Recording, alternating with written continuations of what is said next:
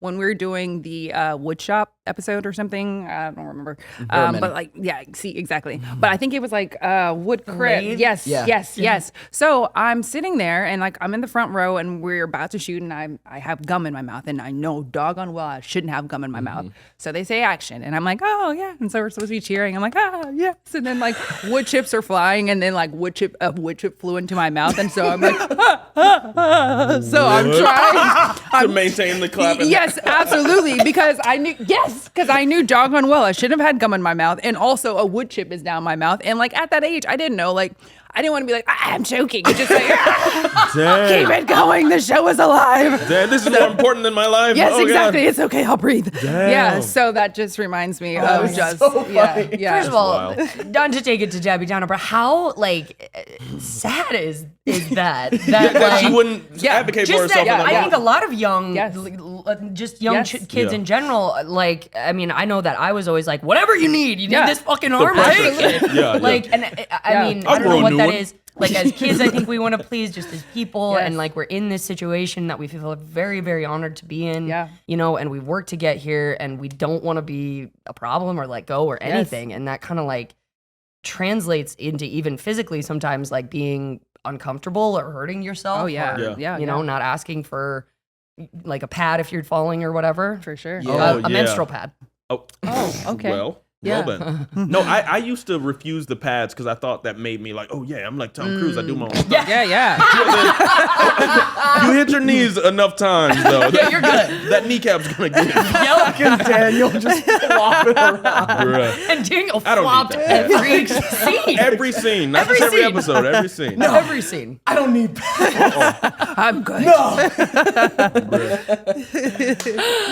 I think even without becoming a child actor, I would have ended up a people pleaser. But really, with the child acting, you really become like that of just like, no, it's not whatever you need. I'm not. Sure. My needs and wants. No. I'm just so lucky to be here. Yeah, lucky to be here. Lucky to be so here. much of that. But I also think, because I recently had this conversation about how we kind of are innately groomed to be people pleasers. Like when you're growing up as a child, like you have to please your parents. Like they tell you like, oh, go to sleep. And you're like, I don't really want to go to sleep. But it's like, go to sleep. Okay, fine. I'll go to sleep. Right. But like it's so much of that within our development. So then when we become adults, it's a natural thing, I think, innately for us to figure out like, one, like, are we still people pleasing and how can we get out of that? But like also speaking up for ourselves. But then going back to acting, I remember getting to the point where I was like, that my life is not my own. And like, that was sad. And I didn't realize it. And there were like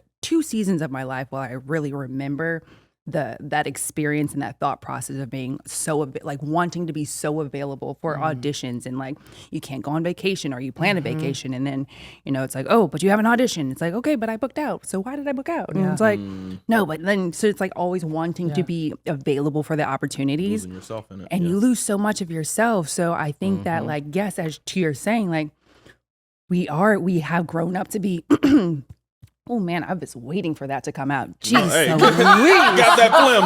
Jeez, Get it on out. I was trying to be cute earlier, like, excuse me, gosh. Girl, get it clear. It was graceful. Clear it on out. I might have a little bit more later. Excuse me. Hey, hold on. Love it. Oh, great, fantastic! Thank you so much. That's great. Oh, I feel better. There's that head voice. Yeah, there we go.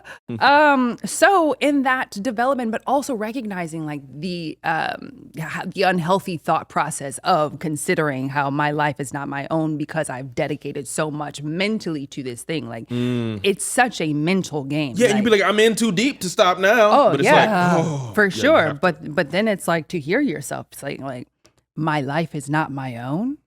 What are you on? That's not a great belief or state of being. Wow. No, not at all. That statement truly describes how I was with my first manager and how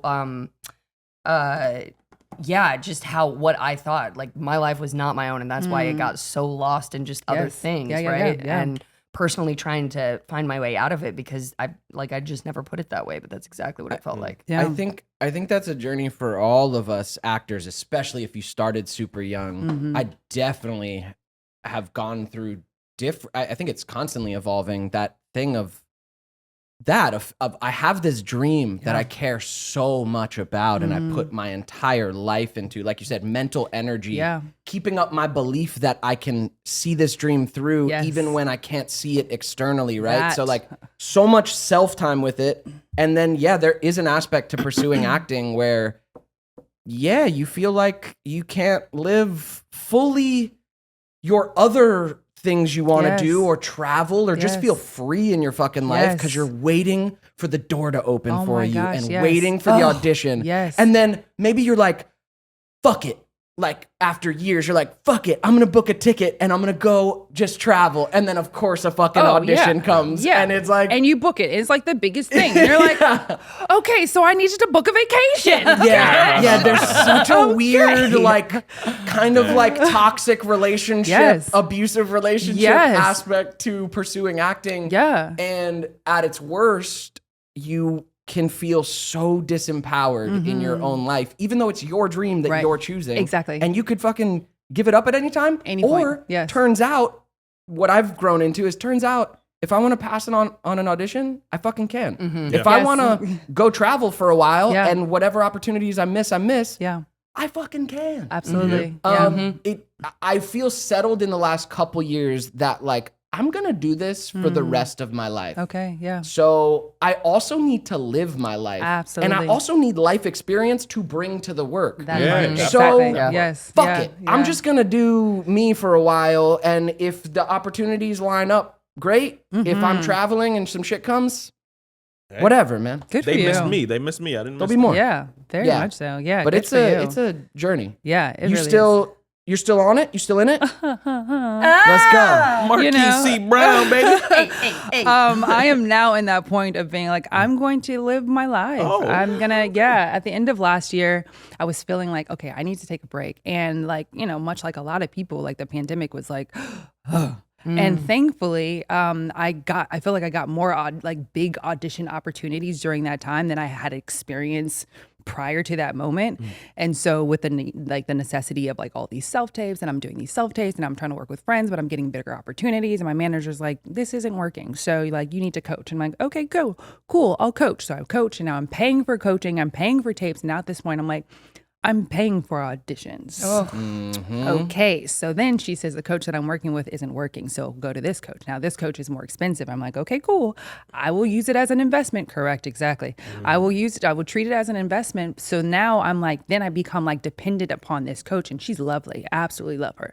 But yet it's like the financial aspect. And I'm like, at this point, like just pouring, like dumping into it. Like I'm investing in myself because I want this thing. And it's like, it's bound to happen.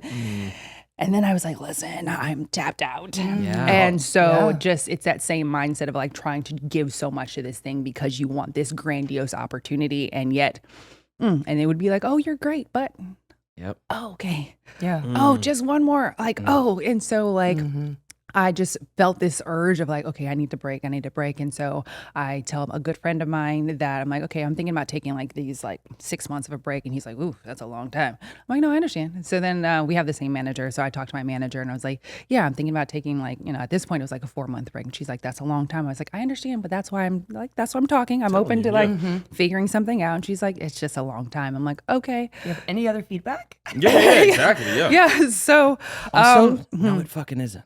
Yeah, what'd you say? Really. Also, no, it isn't. That time, no. And so especially years go by. Correct. And so to consider, like, I had to really consider for myself how long I've been doing this. I'm like, I've been doing this for a lot of years.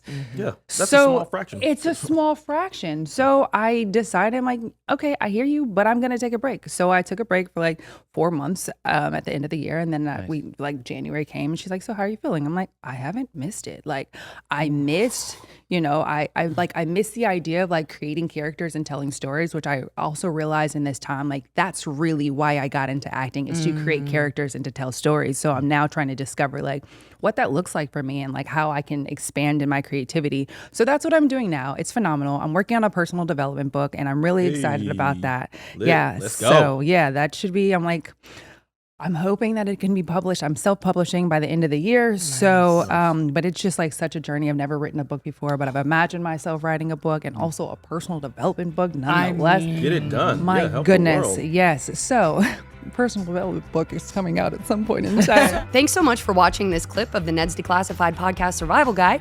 If you want the full episode, go check out the Ned's Pod YouTube channel at the link in the description. And if you want even more of us in your life, check out our Patreon. The link is also in the description. Thanks for tuning in.